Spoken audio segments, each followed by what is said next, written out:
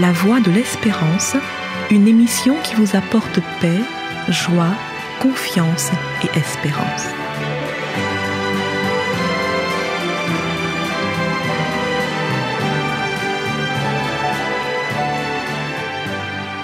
Bonjour la Guyane et bonjour à tous depuis la Guyane.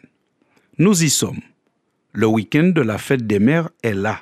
En réfléchissant, cette fête pourrait aussi s'appeler la fête du courage, car être mère est une tâche complexe et exigeante qui réclame beaucoup de courage. Pour certaines mères, les difficultés commencent dès les premiers jours de la gestation. La cohabitation est parfois difficile quand un petit être s'installe à l'intérieur de votre être pendant 9 mois. Ensuite, vient le temps de l'accouchement, une étape dans le parcours des mères que la médecine tente de rendre plus supportable, mais qui reste néanmoins une épreuve. En plus de l'angoisse que génère l'approche de l'accouchement, il y a aussi les douleurs physiques de la mère qui provoquent ses cris et, en plus, qui souvent provoquent l'évanouissement de bon nombre de pères qui pensaient être assez forts pour assister à l'accouchement. Dans le langage militaire, on dit souvent « soldats goumen, officiers décorés », ce qui signifie « les soldats se battent, les officiers sont décorés ». Mais dans les salles de travail, à la maternité, on dit souvent « maman qu'a souffert, papa qu'a tombé ». Les mères souffrent, les pères ne supportent pas et tombent. Certains prennent quasiment la fuite avant même le début des contractions.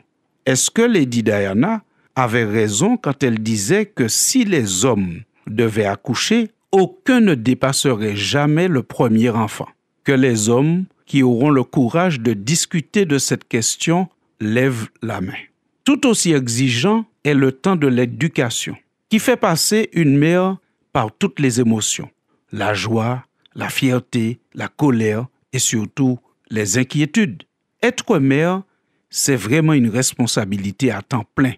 Et pour la durée de la vie, la difficulté s'amplifie quand le père n'assume pas ses responsabilités. Le devoir de la mère ne s'arrête donc pas avec l'accouchement, ni avec l'allaitement, ni même quand l'enfant se marie. Non, l'obligation de la vraie mère continue tant qu'elle est vivante.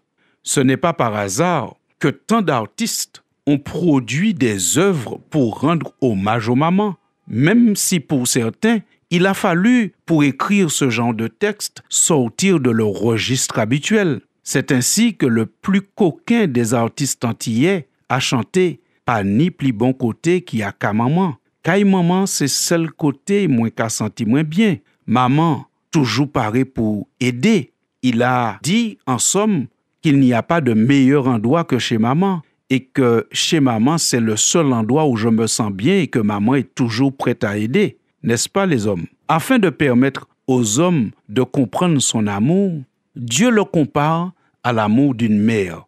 Mais il montre bien que son amour est supérieur à l'amour d'une mère. Par exemple, dans le livre du prophète Ésaïe, au chapitre 49, nous lisons ceci à partir du verset 13. « Cieux, manifestez votre joie. Terre, pousse des cris de joie.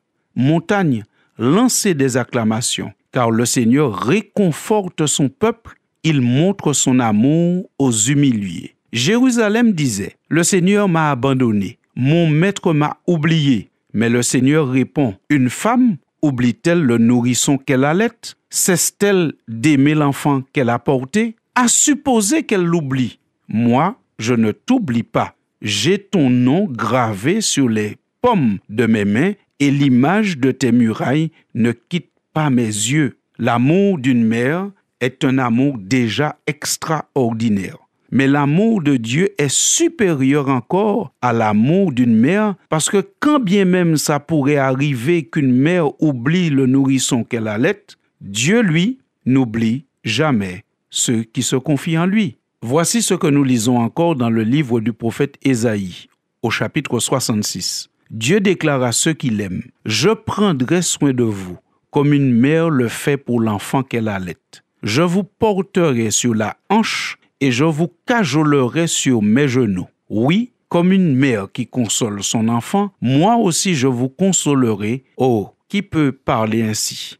Une mère, et puis l'autre mère, Dieu, qui nous aime d'un amour qui dépasse l'amour maternel. L'amour de Dieu est un amour qui dépasse l'amour maternel. C'est un amour qui est toujours prêt à pardonner, un peu comme une mère est toujours prête à pardonner à son enfant. Dans Matthieu chapitre 23, regardez comment Jésus se présente au verset 37. Il dit « Jérusalem, Jérusalem, toi qui mets à mort les prophètes et qui tues à coups de pierre ceux que Dieu t'envoie, combien de fois ai-je voulu rassembler tes habitants auprès de moi comme une poule rassemble ses poussins sous ses ailes, mais vous ne l'avez pas voulu. » L'amour de Dieu est vraiment un amour extraordinaire. Jésus, pour présenter son amour, son action, son désir de pardonner et de réconcilier les hommes avec lui-même, il se présente en utilisant l'image de la mère poule. Tous ceux qui ont expérimenté l'amour de Dieu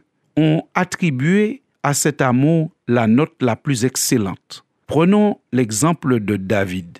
David, ce roi, ce guerrier, cet homme fort et valeureux, lorsqu'il allait en pèlerinage à Jérusalem, il y a un chant qu'il aimait chanter. Et ce chant se trouve rapporté dans le livre des Psaumes au chapitre 31. Et je le lis pour vous. « Seigneur, je ne suis pas orgueilleux.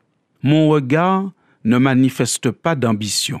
Je ne cherche pas des choses trop grandes pour moi, ni trop extraordinaires.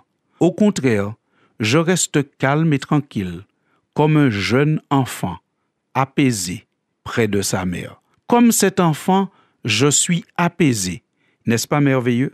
N'est-ce pas merveilleux de voir comment un homme qui a expérimenté l'amour de Dieu se sent à côté de Dieu comme un enfant qui reste calme et tranquille, un enfant apaisé auprès de sa mère. C'est ainsi que se sentait le roi, le puissant guerrier David, lorsqu'il était auprès de son Dieu, lorsqu'il allait en pèlerinage pour rendre hommage à son Dieu. Dieu veut être l'autre mère. L'autre mère, peut-être que certains d'entre nous n'ont pas eu, parce que trop tôt décédés ou trop tôt partis. Dieu veut être l'autre mère, peut-être parce que nous avons eu une mère absente, une mère qui nous aurait peut-être oubliés.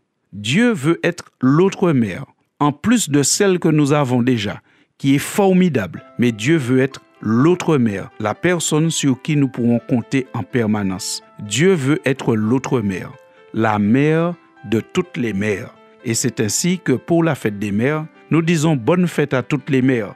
Et nous leur disons à toutes les mères, n'oubliez pas qu'il y a un Dieu dans le ciel qui aime mieux que toutes les mères. Heureux d'avoir partagé cette chronique avec vous. À bientôt, chers auditeurs. Maman, je t'aime, je t'aime, je t'aime, je t'aime, je t'aime, je t'aime, je t'aime, je t'aime, je t'aime, je t'aime, jolie maman. La maman que Dieu a voulu me donner,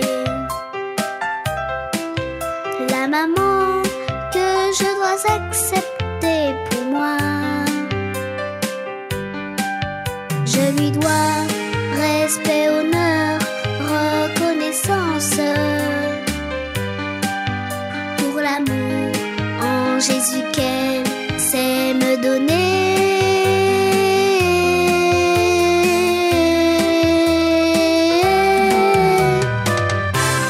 Maman, je t'aime.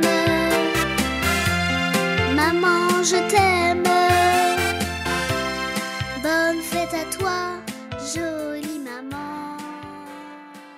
C'était La Voix de l'Espérance, une émission préparée par l'Église adventiste du 7e jour.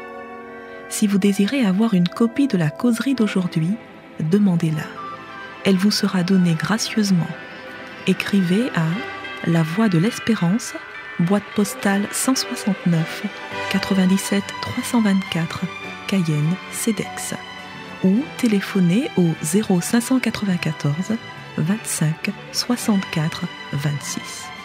Merci chers auditeurs et à bientôt.